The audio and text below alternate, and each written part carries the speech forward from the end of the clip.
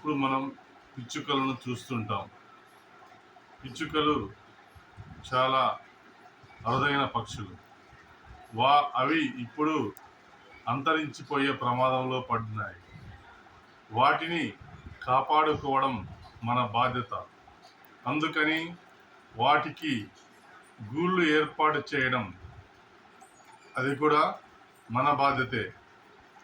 పిచ్చుకలు మన ఇళ్లపై ఆధారపడి జీవిస్తుంటాయి. అందుకని వాటికి గూళ్ళు ఏర్పాటు చేయడం మానవుల విధి. పిచ్చుకలు అరుదైన పక్షులు.